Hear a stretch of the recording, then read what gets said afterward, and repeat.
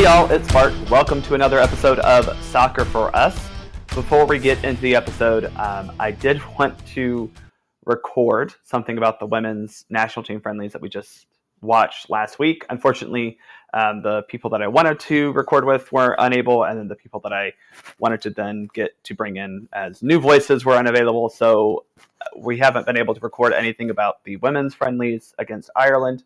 That said, I do have a lot of conversation about not just the roster for the Continental Clasico that the U.S. will be playing against Mexico on Wednesday, April 19, but also a discussion about why it's happening, why it's actually a good thing to happen, and also a little bit more of just roster building as we look forward to multiple tournaments this summer. So hope you enjoy.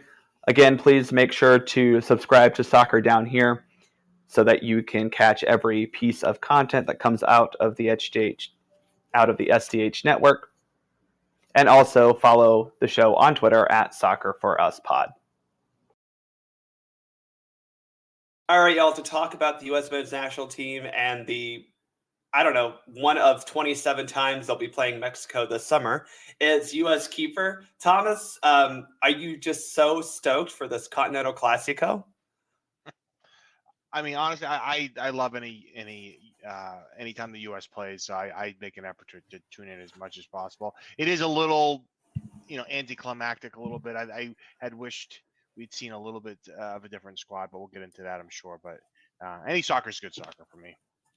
I think that this particular matchup has been rightfully dismissed as a cash grab. Let's not pretend like it's not a cash grab. That's the whole point of this for both U.S.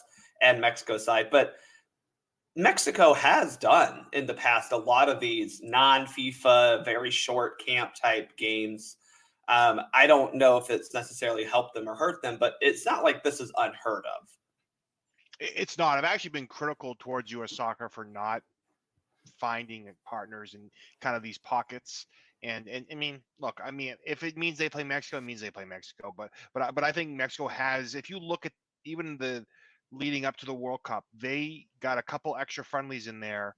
And, U.S. soccer's response was, well, it's not within the window. But technically it wasn't. You're talking a day or two, but you could still get some players in there. And I don't know what the rules are from FIFA perspective of players playing, a day or two inside the windows perspective without the club's consent. But again, I think you have to try what you can to get your exposure, especially in this cycle. You want to get that exposure, and I think doing it against Mexico is, not a bad way to go with it.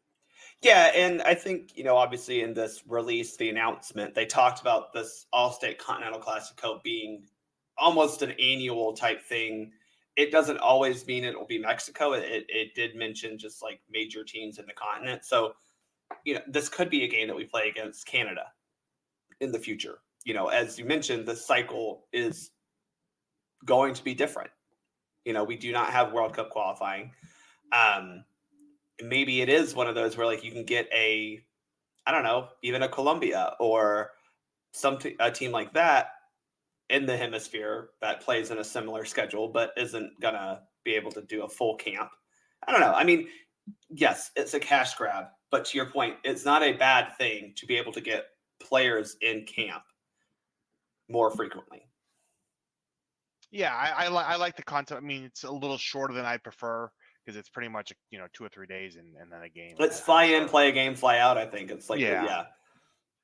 I mean, but when you look back to the history of U.S. soccer, I mean, that's kind of pretty typical. They did a lot of those kind of one-off sorts of things domestically, and they pull in player too. That was in a different league, depending on their availability and club release. So it's not the worst idea. It really isn't. I like the soccer thing. I think we need to see more of it in general, if possible, because there are pockets of opportunities to see more of these players that that we'll talk about that maybe we don't get to see with the A team, A squads, and maybe not even with the Gold Cup necessarily because of certain releases and availabilities for players. Well, you mentioned the Gold Cup. Let's just transition to that real quick because we had the Gold Cup draw this past week. We know the U.S. will be playing 3 teams in Group A. We're in Group A because we are the reigning champions. Mexico is not. Canada is not.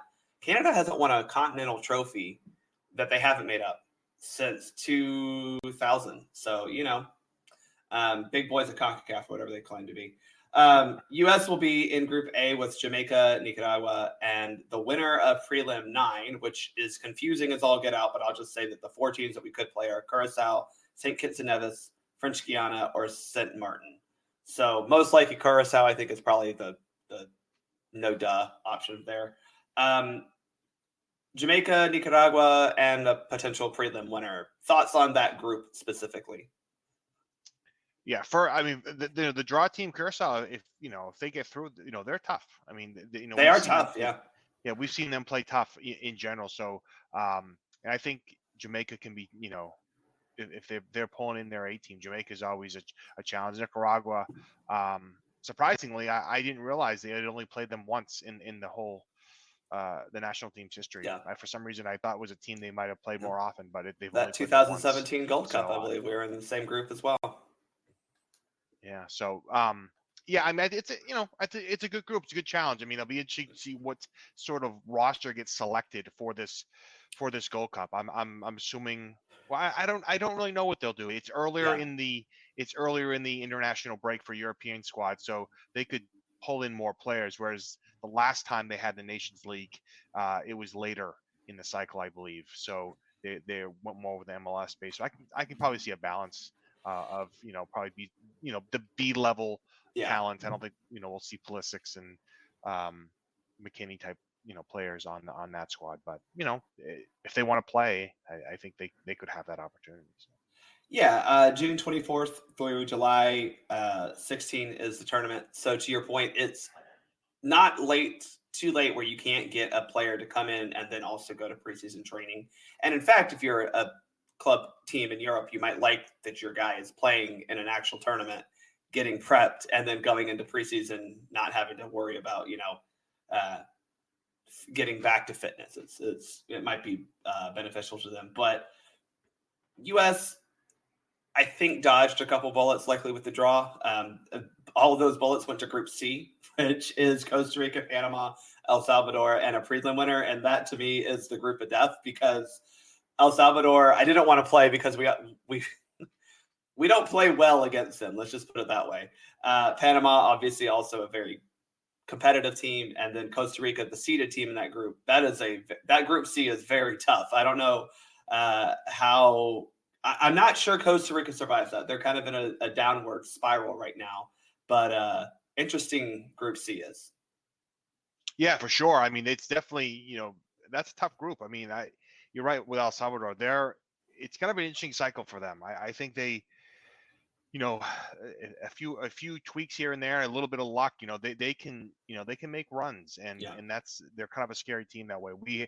They've played us very hard, the U.S. very hard here in the last couple of years, and I really think it's kind of a make or break cycle for them a little bit with Hugo Perez, whether or not they're going to be able to get through qualifying and in this tournament as well. I think they want to show well, and I think they probably want to have an opportunity to play in Copa America. So I think they're going to. It's going to be a tough group. Even Group B is pretty tough. Qatar it's hard to say what they're going to do. And And are they still going to be throwing money at their federation, trying to be good at soccer? Who knows? But I saw some criticisms of Qatar being part of the Gold Cup, and I actually don't have an issue with it because only from the standpoint of if you're going to promote a country and you're going to promote the World Cup around it, I think you need to sandwich the host country in those instances where they don't have a history of soccer along the way. I mean, going away from the political side of things that we've discussed before, but I think you have to give them that opportunity to play against different confederations, against different teams, and allow that. And so I like that piece of it from that perspective, to see them still being included in some of these,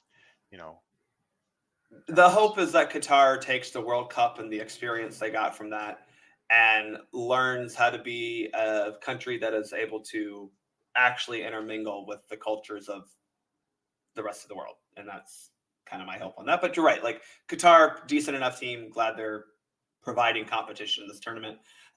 For what it's worth, we will face off if we win the group. We'll face off against Group D, second place. So that's Canada, Guatemala, Cuba, and a prelim winner.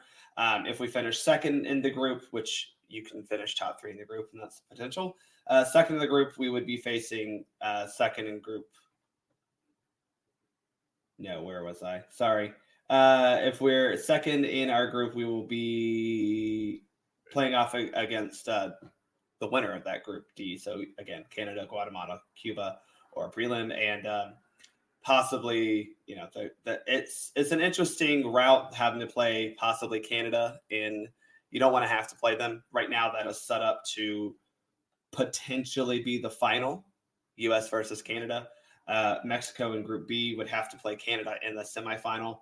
The U.S. Would have to play the Group C winner if all things go to plan. So,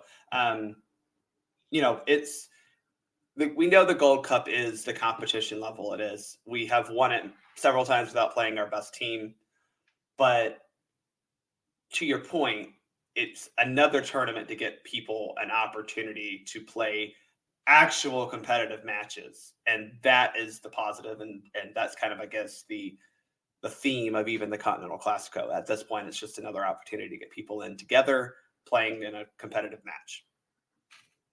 Yeah, absolutely. I mean, get it going, keep it going, see these players in there, and see what the depth of this roster is, and see what you can do with it, because like it was great when they won it with essentially a BC squad against Mexico a couple of years ago. I thought that was great. I mean, there were some really good players on that team. I mean, that was the tournament Miles Robinson submitted himself as a legitimate player for the U.S. men's national team. It was the tournament. Absolutely. I mean, Turner kind of won the starting job as well. So that's right, Turner. I mean, DK had some moments in that tournament, and so I think it's an entry point for certain players, and then it's a kind of defining moment for other players whether or not they can make their way to the to the A type side of squads and see if they're going to be called into that. The kind of, I think, conundrum that CONCACAF has right now that they fixed with the new scheduling format, but the Nations League final also happening this summer, June 15 and June 18. That kind of butted heads. It had in the past tournament, it does in this tournament, butting heads with that Gold Cup.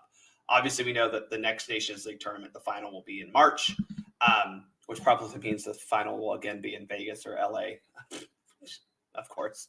But U.S. playing Mexico, June 15, in Las Vegas. It's interesting because this Mexico team, we know they struggled with the World Cup. We're about to see a not first choice roster in this friendly next week.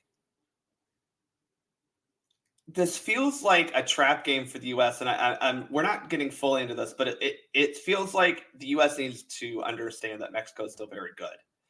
But they're the 4th seed in the finals for this CONCACAF Nations League. That is wild to me that Mexico has fallen behind Panama and Canada. Now, granted, it's because of how they finished the group, but they did not finish well. They did not play well at all during the Nations League. This has got to be concerning for Mexico. I mean, Mexico is an aging international team. I mean, it was kind of, we saw it along the way. I mean, they, even during qualifying for the World Cup, I mean, you're like, they're still okay. They're still hanging in there, but like, they just didn't, they don't have the big wow factor. When you start talking about bringing back, Chicharito and some of these other players to the World Cup roster, you question yourself, say, well, okay, but they're even older players, right? Yeah, I know. Bringing those into the mix, and with a new coach now, it's gonna be, there may be in a little bit of a transition, for that federation to kind of reset. With the timing may not be the best for that federation for 2026. I mean, you kind of want to have your piece there, but who knows? Mexico's always surprising. They go through phases. the fact that we are playing them essentially back-to-back games, that Could be hasn't playing happened them all 3 that often. times this summer. Right, exactly. Do it again, which is fine. I mean, I think it's good for the rivalry. I'm hopefully Yeah. the U.S. is on the right end of it because we've been for for decades before before we were all here. They're definitely on the other end of it. So yeah, I think Mexico really. I wouldn't sleep on them for sure. Never, and I don't think this. I don't think they will, but I think they're in some transition, and I Yeah. think they've with a new coach, they've got to figure out kind of what their personality is going to be. Yeah, I don't want to get deep into their roster at all, but Diego Colca is the new Mexico manager, formerly of Tigres. He's an Argentinian.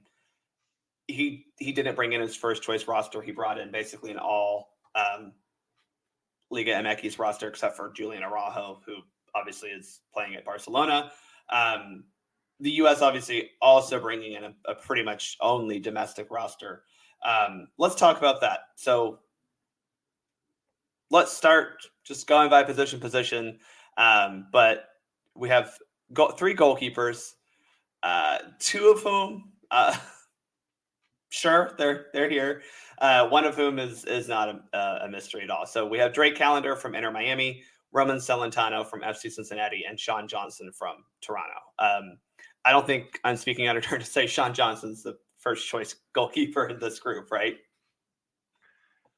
I guess he probably would be based on age and experience, but he wouldn't be for me. I mean, I've appreciate everything Sean Johnson's done, but I think at this point I would have preferred to give one of these other young guys an opportunity to to see what they have. I mean, he's 33. If he's here, at the end of the cycle, it would be disappointing. Yeah, I think that's where we'll talk about with a couple of other guys. But look, I'm glad that Sean Johnson is still playing soccer. He's still playing at a pretty decent level. Congrats on him getting a big move to Toronto. But he's not going to be a feature at all in maybe not even the Gold Cup, or the not Gold Cup, excuse me, Copa America next summer, or certainly not at the World Cup in 2026. So it does feel like I don't want to call it a waste because he is, in my opinion, the best of the 3 goalkeepers here. Like he clearly is. But why not bring up a guy like, and granted again that he'll probably be going to the U20 World Cup, but like Chris Brady, or a guy who is playing finally again, Jonathan Klinsmann, or one of the other star young American goalkeepers we have in MLS. It does feel like a missed opportunity, but luckily with that we have Drake Callender, Roman Celentano. Celentano is Olympic eligible. Callender is a young guy as well, so maybe that's the silver lining. But it just feels like Johnson is going to be the starter. Yeah, I probably need, and I get a sense of this roster that it's almost like I don't know. I'm hoping it's a farewell for some guys.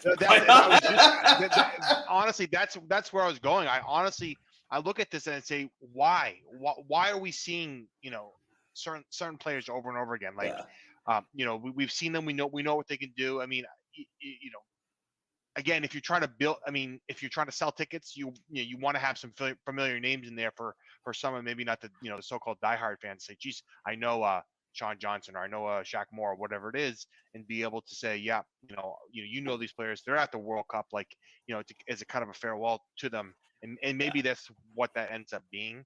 And I guess if that's what it is, I'm okay with that, to a point. Yeah. But I still want to go in these games looking to win. I mean, I don't care. I want to win every game.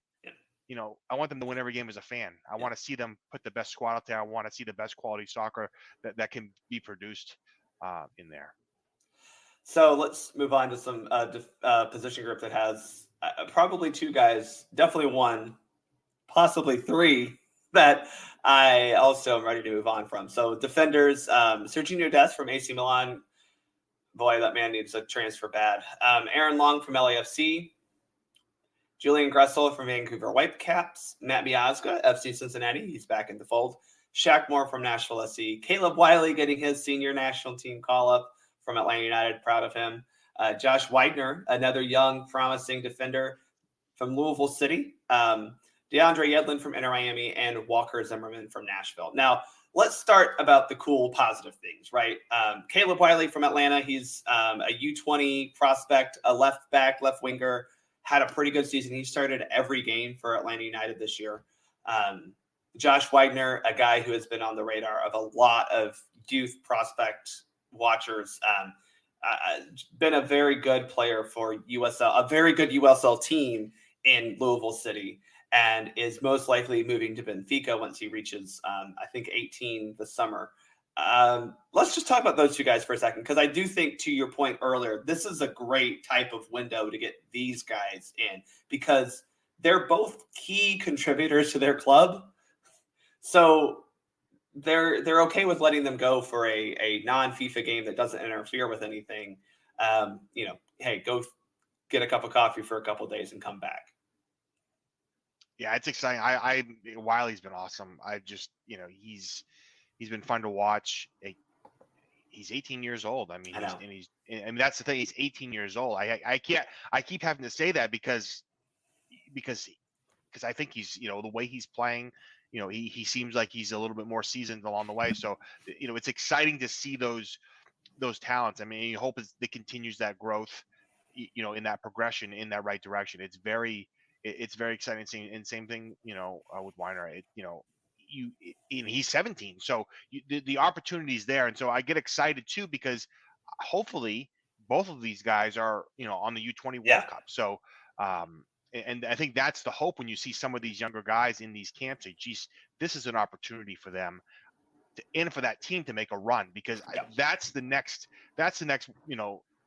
group of players that are going to be pulled into the national team. I would say probably, if not maybe before Copa America, definitely after Copa America, to start kind of saying, hey, we thank you to some of these other guys, but these guys are taking that opportunity, taking those spots along the way.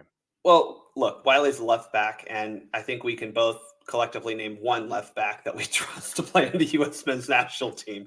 And so that alone is a positive.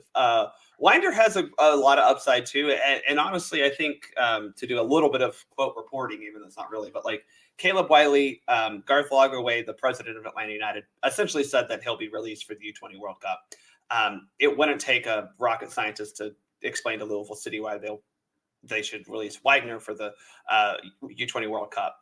Those are positives, like to get those types of talents that we're developing, because they're not the only ones. It's not like it's those two, we got to have them. There's a ton of other guys of that similar background and kind of level right now. That, to me, if we want to talk about like the future of U.S. soccer, we started seeing it last cycle, but now we're getting a lot of guys who are at that 17 to 20-year-old level that maybe aren't going to go start in the Premier League. Like that's such we got spoiled, right, with Gio and Musa and all these guys. But like these are guys who very likely, I mean, I mentioned Weiner going to Benfica. That's a Portuguese league team. That's a very good league. Those types of moves for guys in that 18 to 20, 21 age range. If we can get a half dozen of those every year, that to me is marking good progress. Well, it really is, because the cycle is broken into halves when you talk about that U20 group, right? Right. And so when you see that group come through, you say, okay, we've got to get 5 or 6 or 7 of these guys, through progressing, and again, now they're coming through the MLS. Or through American. I love that. Yes. To me, that I get. It's so not excited academy. about that. Yes, exactly. Yes. Yeah. And I think as a fan, I love to see that, because that shows the growth of the league. That shows that they're doing certain things right, and I'm hoping that the players take the proper progression when it's time to say, okay, I've done my MLS stint. Now I'm going to move. Because again, you're going to see that opportunity. They're going to get that exposure here in another month. Yeah.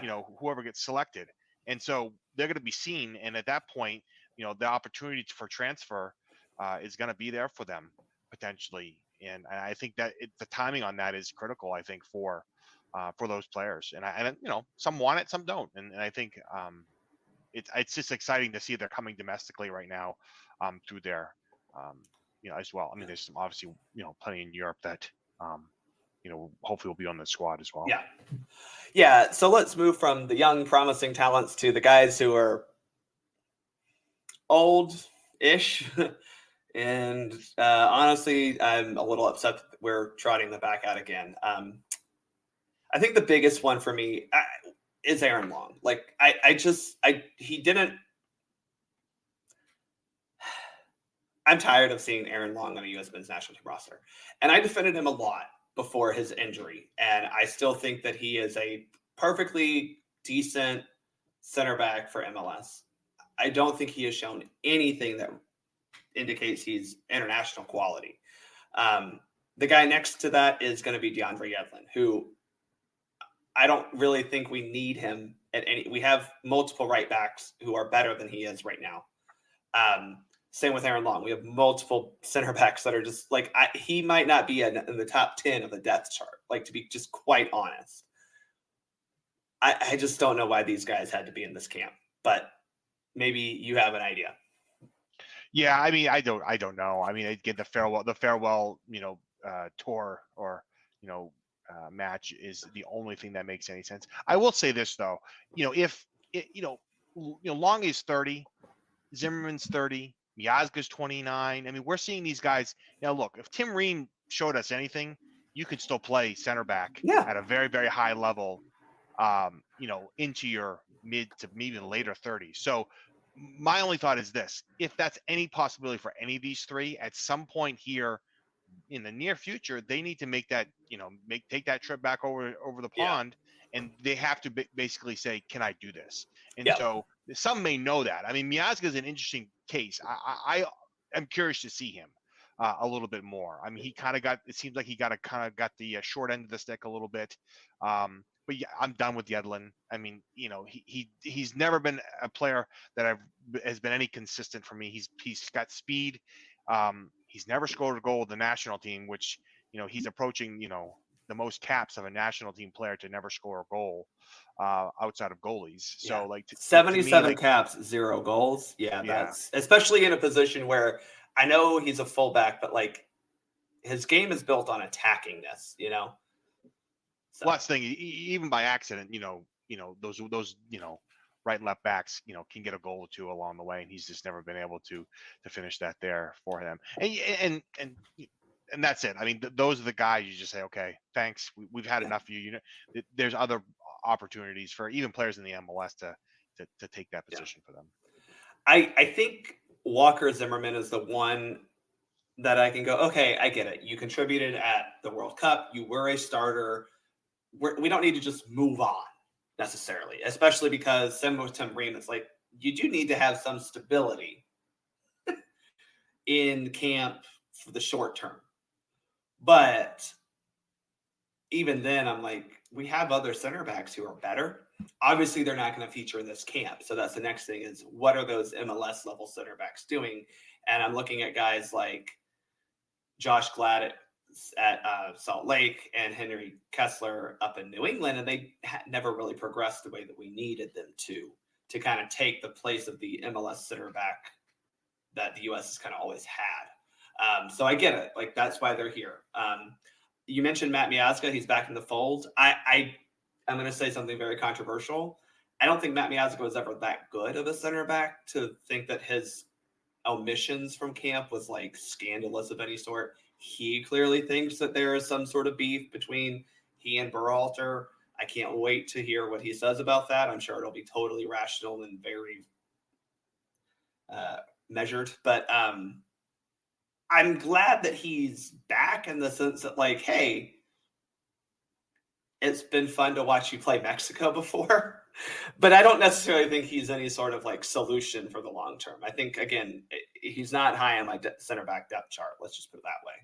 No, he's not. I wouldn't say he's high on mine either. But I don't know. I do want to see him in the fold again. I mean, look, absolutely, yeah. According to Bruce Arena, if the U.S. had made the 2018 World Cup, he was on the roster. So when you look at, I mean, he's had a step back along the way, and so he was there at some point. So right or wrong, I kind of want to see it again. He's getting a taste of it. Hope he makes the best of it for his case, and can kind of find a spot back in there. And as I said, if he's gonna do it, he's got to have to up his game and probably go back to Europe and find the better situation than he had before. We got a lot of right backs on this roster: Dest, Moore, Gressel, Yedlin.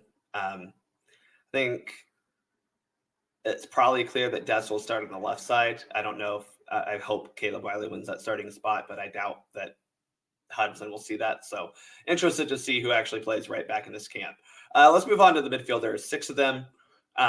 Kellen Acosta from LAFC, Aiden Morris from Columbus Crew, Paxton Pomacall coming in from FC Dallas. He replaces both Areola and Roldan. I didn't realize he was that good to replace 2 guys, but whatever. James Sands from New York City FC, Alan Senora from SC Juarez, Jackson Ewell making a return from San Jose. Yeah. Let's just start with that. I don't know what Jackson Ewell did well when Berhalter was using him all the time, and his ratings haven't been bad in MLS this season, but the dude has not contributed to a goal or an assist for San Jose, who has been decent this year. They haven't been bad. I do not understand why Jackson Ewell is in this camp right now. I thought it was a joke. I'm like, what am I looking at? 4 years ago? What is going on here? Again, my only thought is this, and this is I didn't get any definition or clarification of which MLS clubs wouldn't release players. It may truly have been a lack of options. They probably wanted to fill a roster. I'm sure from a camp perspective, you want to have that 22, 23 player pool so you can do certain drills and have certain types of scrimmages. So I'm wondering if that's part of the reason why we're seeing certain players and maybe not others, on this roster. And Jackson Ewell being that. I mean, I don't see him in the mix at all. I mean, he's been out of it for so long. I guess that's the reason it was kind of surprising. I think that's the thing that I'm with you, that is most surprising is all the guys we have talked about, they've been in the mix. And Bianski coming back is more of a I get why we're giving you a run out, but Jackson Ewell has not. He hasn't shown anything. I can tell you. Worth. Wait a second. One last thing. His last roster was. It was the 22, January camp. Before that, it was that 2021 December friendly camp they had, kind of at the end of. Against. It's like he keeps getting called up without doing anything, and I don't want to. I just don't get it. The other thing that I don't get legitimately is you're looking at the fact that we have Ewell, a mostly defensive-ish midfielder, right? That maybe not defensive, but a deeper lying midfielder. Kellen Acosta, defensive midfielder. Aiden Morris, defensive midfielder. Paxton Pomacall, at best a box-to-box midfielder, but more a guy who is probably more on that defensive side. James Sands, who's a center back. What we have Alan Senora. That's our only attacking midfielder option. That to me is also just confusing. Well, it's kind of an interesting look at the depth or lack of available depth, within the MLS pool, within that position. I mean, there's right now, I think it's lacking a little bit from the consistency standpoint because, I mean, look, while I thought he'd make the roster, Senora is not, and Senora is not really high. I wanted to see him, and he's kind of not really impressed all that much, but he keeps getting opportunities. Yeah. So he better do something if he wants to, to kind of stay in the fold here. But it's weird. I look, again, it's a needless cash grab or friendly, so I'm not going to get too mad about the roster selections. It's just more of I'd rather, and I mean, look, this is my bias. Anytime we have camps like this that are so MLS focused, that I would rather call up younger players. I just also am wondering that if they exist, but I will give, I have to say that the one player that I would want to call in that I'm still not sure why he hasn't is Keaton Parks from NYCFC. I think it's a little foolish we haven't looked at him, especially when you consider that Jackson Ewell keeps getting looked at, and Keaton Parks has been on a actually good soccer team playing good soccer for a couple years now. That's kind of where my frustration is the other guys, like, fine. Like, there's not a whole lot of options out there. I get it. But I'm not sure why Jackson will continue to get called up. Yeah, Parks is an interesting one. I mean, he's on my radar, as a fan. But yeah, I continue. I mean, I'm not sure.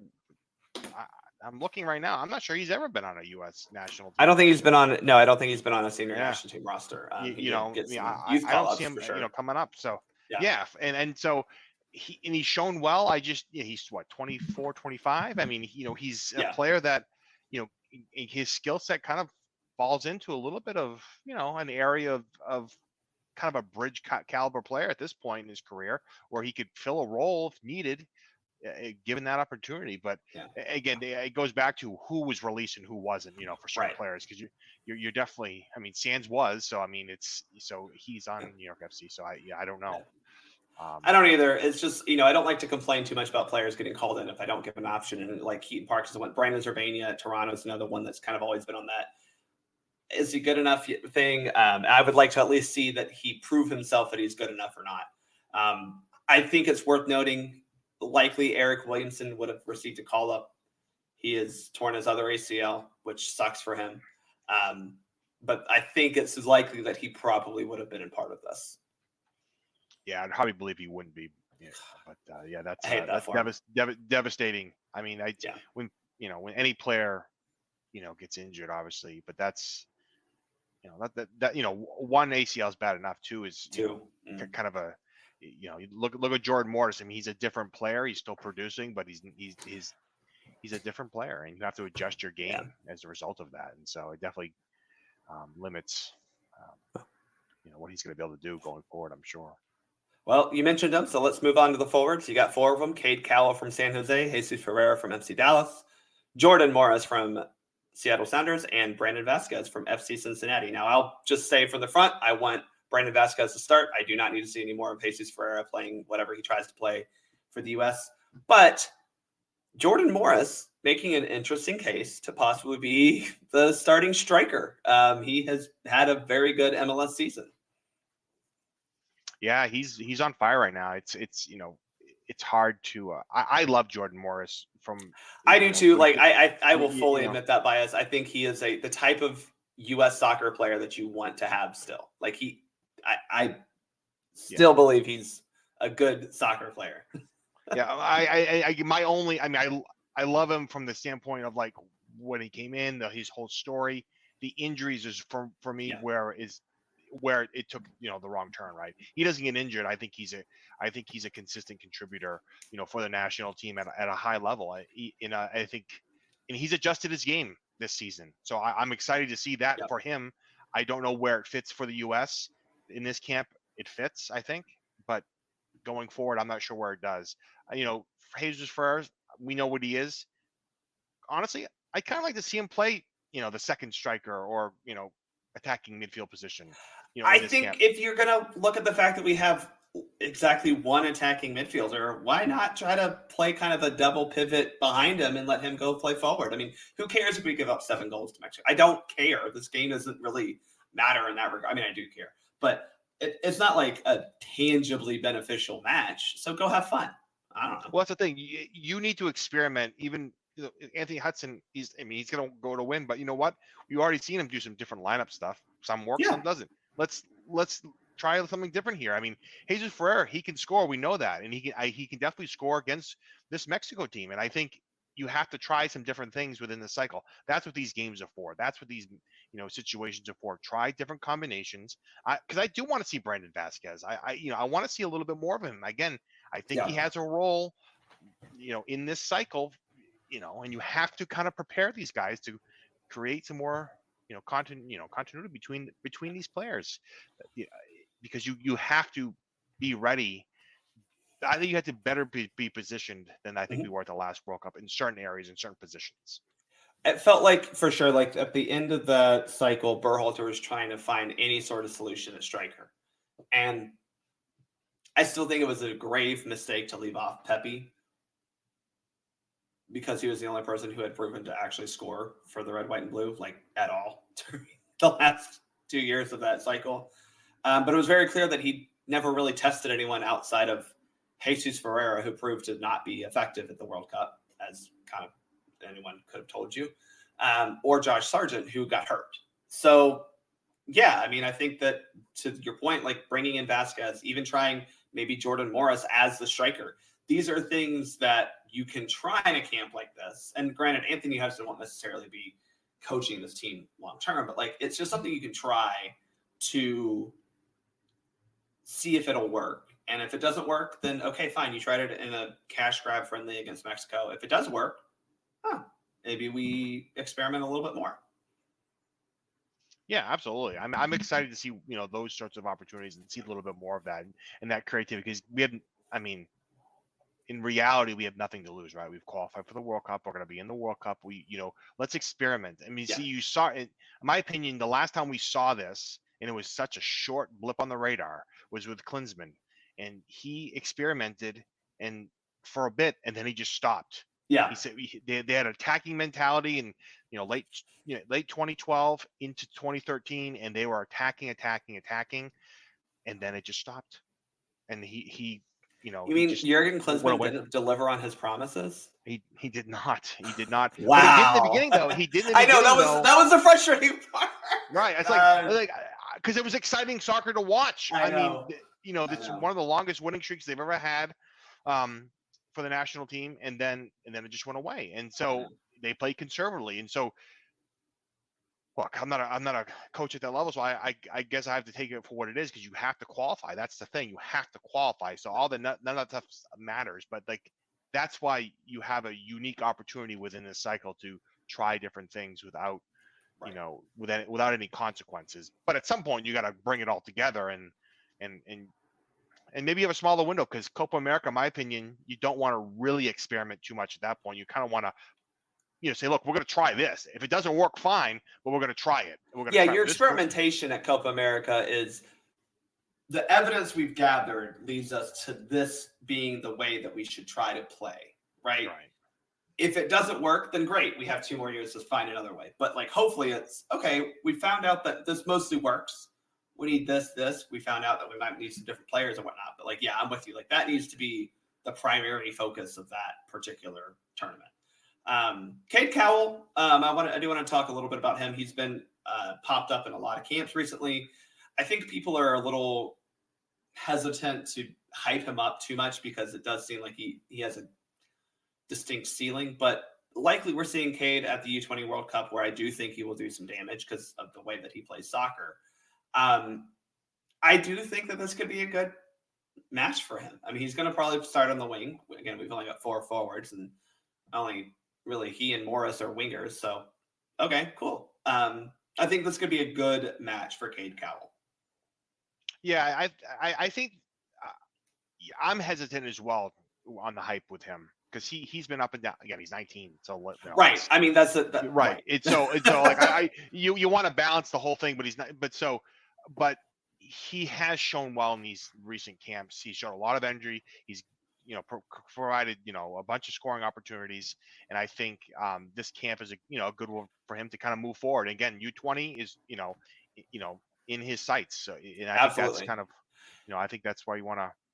He's a guy that he could be a Jordan Morris in the sense that he just kind of basically, or maybe a better equivalent would be like Landon Donovan, of like, no, we'll go with Morris, where he's probably going to be an MLS lifer, but that doesn't mean he won't get to the point where he could probably try, because he kind of fits a lot what an English championship club would play. I mean, he's a very direct, fast, pacey, strong player. I could see him doing well in the championship. And like Morris went over to Swansea and was very good, by the way. We need to point that out. He was very good. Had he not been hurt, I think we're looking at Jordan Morris being a stalwart in the English championship at this point.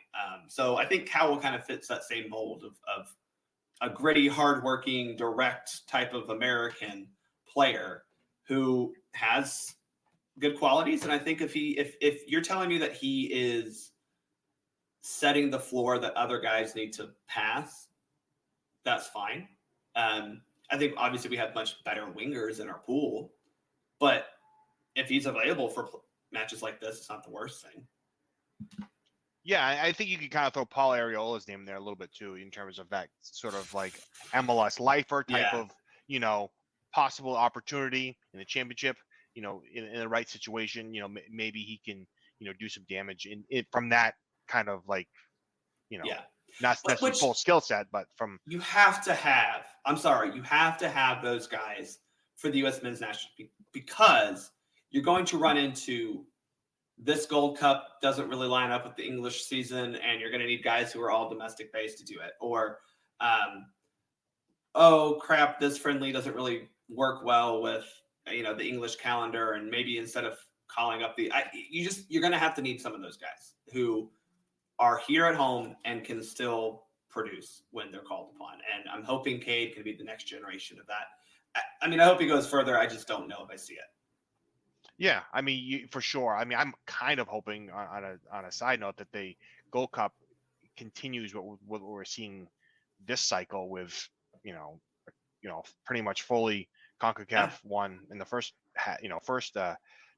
window of it, and then kind of a Confederations Cup in the second window of it, because I think that's going to be, important. I think it's important for the Confederation. I think it's certainly important for U.S. Mexico type of players where we're stuck in this Nation League. Let's play for something. Let's have something to play for, for that, as well as hopefully Copa America going forward. You can have some of that stuff there. There's too much money, in my opinion, in both of those opportunities for it not to continue. But again, the deeper the pool, the better. So might as well try to find guys like this here, because as you mentioned, there's going to be a lot of opportunities to play players who may not be player A1 at that position. Anything else about this roster you're feeling? It's a friendly that may or may not actually mean anything outside of paychecks for both U.S. Soccer Federation and the Federation of Mexican Football. Yeah, I think there's swings on it, right? As we mentioned, players like, why are they there, to like a bunch of like kind of younger players. Aiden Morris, I'm excited to see him again, and and again, but it's an interesting balance, because you can't.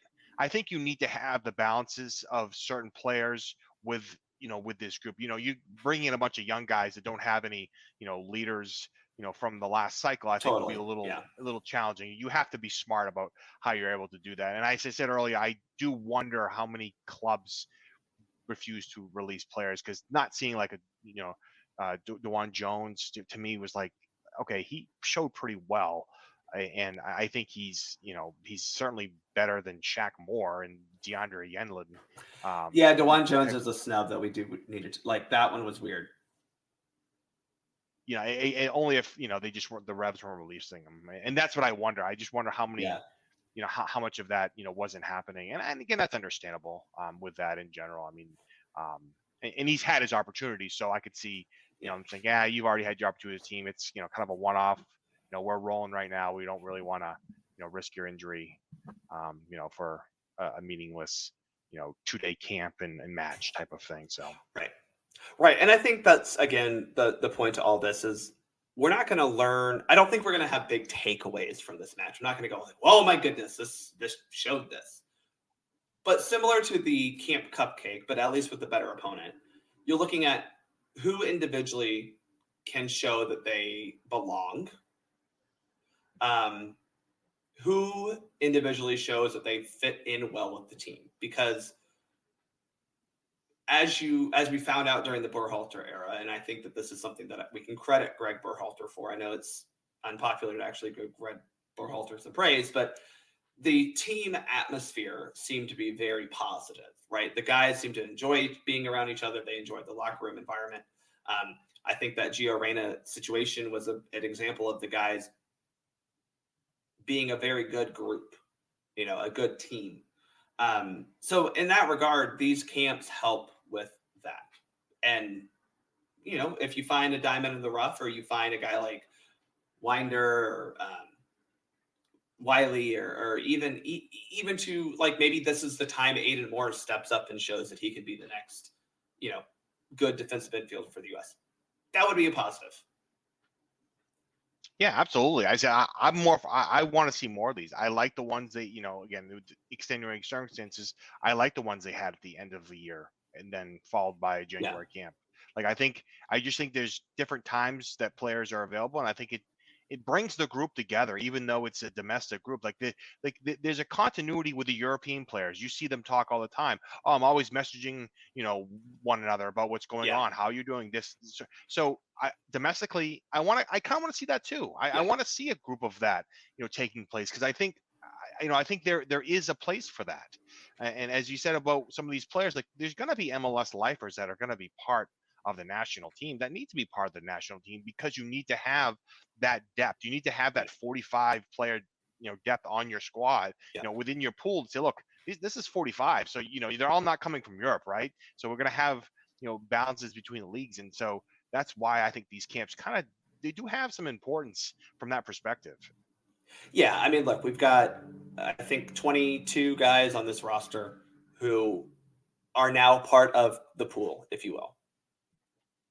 That alone is a plus. Some of these guys were already there, but whatever. Yeah. We know that there are 22 guys who are considered part of the pool. We had 24 back in March. So again, you're building the pool so that you can make those selections when it comes time for it, and that's what these types of friendlies do. Thomas, any other thoughts about U.S. soccer right now that you need to get off your chest before we get out of here? I'm still anxiously waiting. Sporting director and then the manager to follow. I don't know. The silence around the whole thing is crazy. I mean, just hire Gooch at this point from the federation on this. Yeah, that's what I'm saying. Because to me, the manager means more to me than the sporting director. The sporting director, yes, 100%. The sporting director is just going to freaking do the spreadsheets. That's his job. Make sure the spreadsheets get done. And the more I've done a little research on the Gooch thing, I'm okay with it. He doesn't have certain experiences, but he doesn't also have certain ties either that some of these other guys had. So I'm okay with it. I think he has, what they need in the moment, because they've restructured the whole thing anyway. Yes, we're not going to find the sporting director of a top 4 league team. It's not going to happen. They don't want the U.S. soccer sporting director job. They don't. And that's okay. Okay. Like, that's fine. So the likelihood you're going to get a U.S. player is very high. And if Gooch is the guy, or a guy like Gooch, I mean, I could also see from that, I mean, if it's Gooch, it's Gooch. Great. Let's do it. Why? Like, he's not going to, I don't think he's going to have blinders on to where he wants to pick a U.S. player to be the head coach. Because also JT Batson and Cindy Parlow-Cohen have pretty much said that they're doing a global search. They will do a global search, and they have they have a very large budget compared to what they had before. Now, what large means is probably still small to others, but the point is, it's okay that we have former U.S. players who still make decisions for the federation if the goal is to make the federation better. Yeah, and I'm fine with that. I think you put your money and your resource towards a manager that's gonna get the U.S. team as deep into this 2026 World Cup as possible. Right. Gooch isn't gonna do that solely alone. He's gonna have his opinions. He's gonna try to keep tradition in certain ways that's been there. I think they want that in the federation. But the reality is that if you got your money, you want to put it towards a manager. You're gonna put it towards the face of the national team. Right. And you get that out there, because trust me, you get the right person in there, you could go far. And even if you got the wrong person in there, you can still make some money in the meantime. Bring Jose Marino in there, you're gonna bring attention to the team in a way. Yes. Positive, negative, but it's gonna bring light on the team, right? Yeah. And so, look, we've gone down that road before, but it's crazier things have happened, right? There are worse things than having past very good players. Gooch was a U.S. player at World Cups. That's positive. I mean, what people, the only other person that I can think of right now that I would think, okay, I would like to see him in there is DeMarcus Beasley. because he does have some experience on the executive side of soccer. But I don't know if his experience is actually that good because it wasn't like he didn't actually really do anything substantively. At least Gooch has that. But like Beasley, Gooch, these guys are the generation of U.S. soccer players where they acted as professionals. They treated themselves and each other as professionals and not superstars who had qualified for the first World Cup in forever. Like if any team deserves to feel like they're a great team, it's that 2002 World Cup team. You know, if there's any players who deserve to feel like they matter more than the rest of the federation, it's guys like Beasley or Donovan or even Dempsey. You know, so I think what I'm most upset with is that group of 1990s players who seem to think that they know more than anyone else just because they happen to play for the World Cup that we hosted. Yeah, I mean, I think there's a little bit of an ego. I mean, look, that's when my entry point was in the early '90s. So sure. So I do have a little bit of a soft spot for those players, but they were trailblazers. But guess what? They didn't. They did certain things well. They peaked in '95 at the Copa America, and that was it. And so after that, you might have had a few stragglers that made it on the 02 team that made it deep into that World Cup. But that's it. Like they didn't have the resources. They didn't have those certain things along the way. That next generation, in my opinion, you can debatably say that 09, 10 U.S. squad, which Gooch was part of, like those were very good teams. A little luck against Ghana, Yep. I mean, along the way, it's a couple bounces go your way. I mean, they're making it as far as the 02 team, maybe further. And so, in the different mindset with that group, right? You saw there were a lot more European players at that time, and so it's definitely a I don't know. I right now I'm ready. I'm just said sign up Gooch, get a manager in there for Nations League and Gold Cup, and let's continue moving forward with this because at this point it's getting ridiculous. I know they said it's going to take a while, but the Women's World Cup's coming, and you need to have that person in place for that perspective as well. Anyway, I feel like we could rant about the fact that U.S. Soccer hasn't hired someone for this position for a while. I think we both agree that the manager, maybe not agree, but like if you say, hey, we're not hiring a manager until after the Gold Cup because essentially there's no real need to rush it. And even if they hired a guy this summer, I don't know if I would like he needs to be in place. Like, take your time, find the best manager available. But the sporting director gig does need to be filled because you also have some initiatives that you need to start building for scouting, player recruitment, youth national team development. There are important things that role needs to do that isn't being done right now. So that needs to be filled. But we could rant about that on another day. All right. So the Continental Clasico, USA versus Mexico. That'll be on Wednesday, April 19. It is a 7:00 local kickoff, which is Phoenix. Maybe that's 8:00. I don't know what time zone Phoenix is in at this point in time. It's 10:00 East Coast time. It'll be a late night for you and I. But any parting thoughts as we exit? I'm sure there'll be some fire and passion from these players. That it's a big rivalry, and Miazga. Last time Miazga played them, I think I'm not positive of that. It was. I think it was. So that was. I mean, I don't know. That was awesome. I need to go find some. I need to go rewatch that because that was fun. Oh boy, you know what? For that alone, start Matt Miazga in this game. All right, he is Thomas, aka USA Keeper on Twitter. I'm Bart. Thanks everyone for listening. I'm out.